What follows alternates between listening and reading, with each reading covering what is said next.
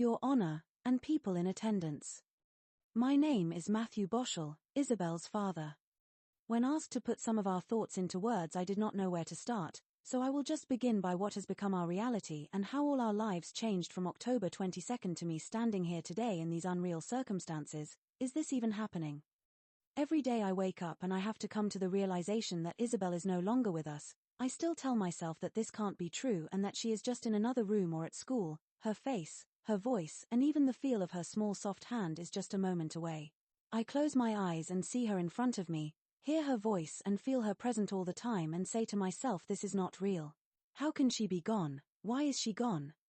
The pain that is left behind is like nothing I have ever felt, and up until this point in my life I never knew how lucky I was not to feel this pain. The pain is physical and feels real. It hurts my heart inside. It's like a heavy weight that's over me every second I am awake, and that I'm followed around by a dark cloud that never gives in to the light. I feel an uncontrollable, overwhelming feeling of failure toward Isabel, that I have let her down in her life and that I wasn't able to help her in her greatest moment of need. We spent much of our time worrying about our 18-year-old son Marcus and how helping him on the right path was so important that I never for a second thought this would be a reality for me. Marcus never needed my help and is growing into a young man any parents would be proud to call their son. Isabel helped shape that path as they are so alike. She looked up to Marcus and was so proud to have him as her brother.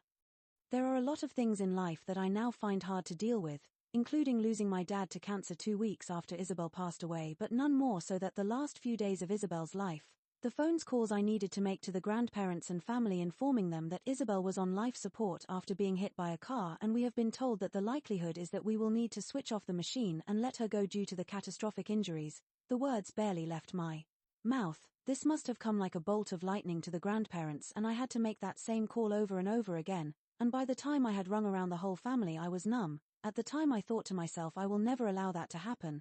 There is no way I'm switching any machines off. But over the coming days I understood that they were only keeping her alive and that she was gone. The family was all given time to come and say goodbye to Isabel. She looked so beautiful, despite the tubes and machines she was hooked up to. It sounds crazy, but the last few days we were able to spend by her bedside was amazing. I am so grateful for them days, sleeping on the floor next to her, reading to her, washing her hair, and talking in her ear to tell her I'm sorry, with countless soft kisses all over her face. The whole time I could see in her glazed over eyes that she wasn't there anymore. Isabel had gone. When we turned the machines off, we watched as her lips turned blue and her hands went cold. This was almost like I was watching from outside the room. It just did not seem real. How can this be happening? Walking out that room was the hardest thing I have ever had to do, and I needed to drag her mum and brother away from her bedside. The next day we were asked if we wanted to visit Isabel and maybe bring some of her clothes up and make her comfortable. We were there, no questions asked, but later come to regret that decision.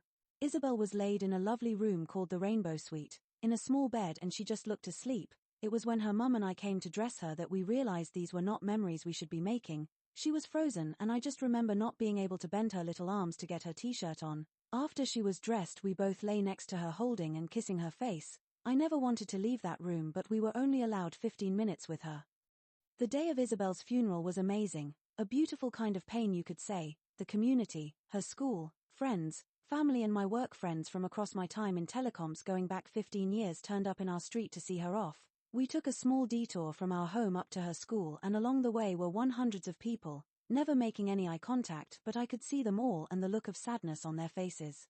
When we turned the corner on the approach to the school, there must have been 1,000 or so children lining both sides of the streets clapping as we passed. This was so special, and I will never forget that day. I wasn't able to carry Isabel into the service due to restrictions. This has played on me ever since, feeling like even now I'm letting her down.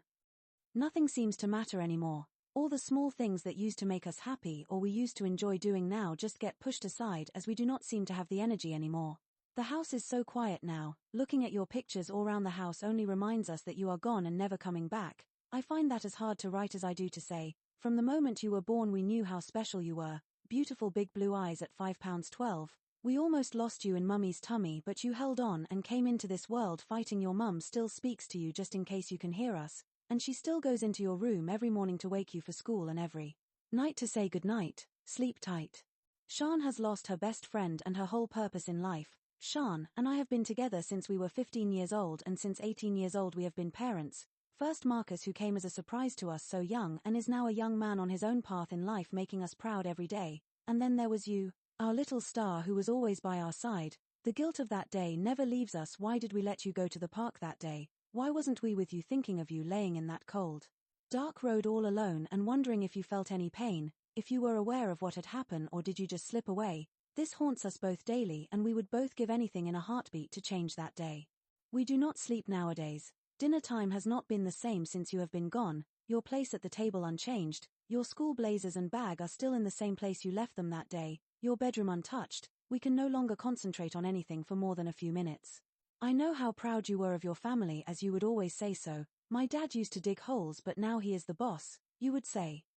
We were such a great team, my little mini-me, me and you, always winding mummy up at dinner time with silly songs or annoying your brother over something silly.